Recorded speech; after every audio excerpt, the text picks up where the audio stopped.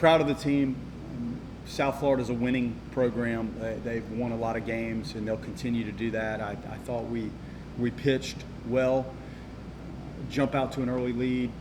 In part, Delamelour's at bat. We needed something to jumpstart us. There's no way around it. We needed the offense to click, and the hit with the bases loaded did that. There were other good at-bats in there, but that was a key one, and he had a really good day, and the ball he hit 430 feet, I guess. That was a really cool moment in the game and solidified things. Made some good defensive plays. At shortstop, I thought Frazier did a nice job. McCulley made a nice play late. Smelia, the base hit up the middle. I think it was 5-1 at the time. That kind of gave us a little more separation. That was a good 2-strike hit. And then clearly we're in a position to stretch that and open the game up, and the at-bats were not up to par there to really damage more and extend like I hoped we had. But the middle part of the game and the pitching and the run of, I think, 13 hitters, and we struck out 9 at one point in the middle of the game. O'Leary was really sharp. Purcell was really good. Whited was good. I think the heat got him a little bit, and we haven't dealt with this. So there's some things going on as you acclimate to the weather. Stokes, he's throwing 100 miles an hour, which is good. Nard moved it around and was effective. So a good, solid win. And I'm happy for Delamelour. He's worked very hard. He made some technical modifications that look like they're helping him. And I think he's also healthy. He's obviously gone through a lot, not only this year, but leading into this. And when he is on it and healthy, he does have tremendous capability to help us. So I'm proud of the group. I hope Chase is okay. For some reason, we have quirky, nagging things that come up, and it does affect the personnel. There's no way around it, and you try to move forward with the best combination that you feel suits the time and place that you're in, and we'll see where he is. That was quirky, and Dowd's battling something, so Stutzer's back, but he's still fighting through it a little bit, so we're a little bit beat up here, and there's a really good team coming in, so we know what we're dealing with there. But I'm proud of the team today. That was tough. You're in 3 games across the country that were very difficult. We were in position to win those games and obviously did not perform well enough to either extend, finish, or close it out. And that was good to rebound today. The first inning, again, was a key part of that, to give us a little breathing room and life and settle in and try to get into that thing with a lead instead of dealing with another tight game for 3.5 hours. Brody, since the end of Notre Dame series, I think has 6 extra base hits, no strikeouts. What is he doing differently? That's helping. Well, you can see he's spread out and he's in his legs a little bit, and that's something we tinkered with before, but it's Albert Pujols-ish lower half, and these guys work really hard. So there's times you try things and it may not take or stick or feel good enough for them to try to attempt it, and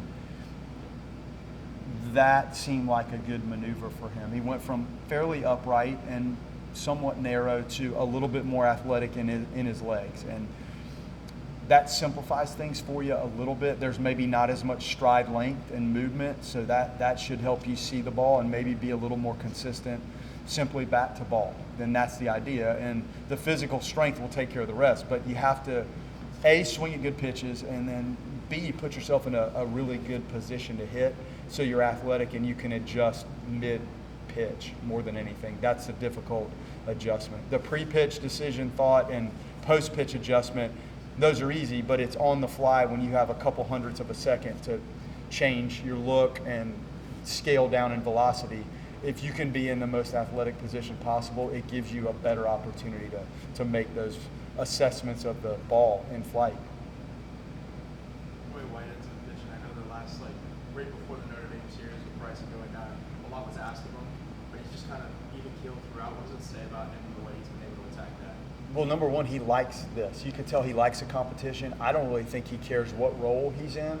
He likes to go out there and pitch, and it's a unique profile of pitches. He moves the fastball around. You see the fastball get up to 90, then he'll throw some at 86. So he manipulates what he's doing. Cutter, changeup, breaking ball, all of it's in play, and he's usually in or around the zone. Now, sometimes you have to pound the zone, and then there's other times where you're trying to stay either just out of the zone or well out of the zone to try to get a chase in a certain count. And he has a good sense of controlling the running game. He comes from a good junior college program at Gulf Coast State. Those guys do a really good job training.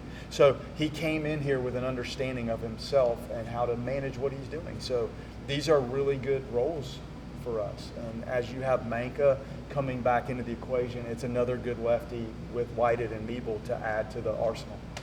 Was Braden unavailable today, and you expect him back this weekend? Yes and yes. Yeah. And he's been fighting this thing, and he played through it. And at some point, there's one cure to a lot of the ailments you have, and that's rest. And there's a lot of activity in this weight room. There's a lot of work they do in the cage and BP and pregame and in and out, and then the torquing of what you're doing when you're swinging in the game. Like, that's as aggressive as it gets. So sometimes just nothing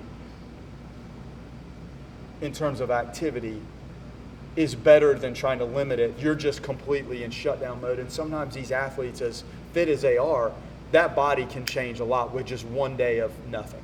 So we hope that helps. And then he'll get that tomorrow too. Looking ahead to this weekend, it looks like a team that's really Do I have to look ahead? No, you're right. They're seeing the ball really well. Just how much pressure does that put on the staff? A ton. You look at the offensive numbers and what they've done, and the base on balls to strikeouts, and the power, and the output, and the home runs, and the batting averages. They know what they're doing. It's an experienced team. And Mike Bell's a really good friend of mine. And you have these moments in coaching that are a little off the beaten path when you're coaching against one of your good friends in the game. And when I was at Flagler College and started out coaching the JV team, and he's at Florida Southern, we're talking about trying to do the strength and conditioning and do the laundry and drive the vans and gas the vans, and what do you look for in a pitcher at this level. So we've had conversations for the last 25 years that have brought us to the point of, now we square off in games of this magnitude. It's pretty cool. And I actually live in his house. He built a house and was in it for 5 days and got the job at Pitt. And when I moved here, I could find nothing. And lo and behold, his house came on the market. Clearly he wasn't in anymore. I mean, he was long gone. It had been quite some time, but that's my house. And this stuff is hard to explain to people. You guys get it, but it's hard for the fans and people just watching this to know what goes into this. Same thing when I'm coaching against my son and he's playing or he's on another staff. There's things, the longer you do it, that show up that are off the beaten path, really cool, a sign of the times and what guys have fought to do. We fought to get through the industry to be in a position where you're coaching in these games in the ACC on this stage. So it's really cool. And they're very, very, very talented and very good. And it's probably the hottest team in the country when you look at who they've beaten and how they've done it lately. I know Mike will have the pitching staff in order and ready to go, and he's regimented, and he's had as much to do with the success in his time here as anybody when he was the pitching coach here. So it's a very unique but a cool series when you step back and look at it. Just for Chase, is he feeling it already a little bit? Nope, had nothing to do with it. He was worried about the clock, and it's an entertaining at-bat no matter how you slice it. There's a lot of energy and there's a lot of intensity with the at-bat, and the pitch clock. The pitch clock has added a nuance to this, and there's gamesmanship with the pitcher and the hitter, how to manage the clock, and I don't want to stand there and wait, and the pitcher doesn't want to stand there and wait, so it almost whittles its way down to get to the 8-second mark where the hitter looks up. So he, in the course of things, was worried about it, so he just took the time out and then wanted to talk to Ty, who I think does a good job of calming him down out there, and that had nothing to do with the next swing. So I hope he's okay.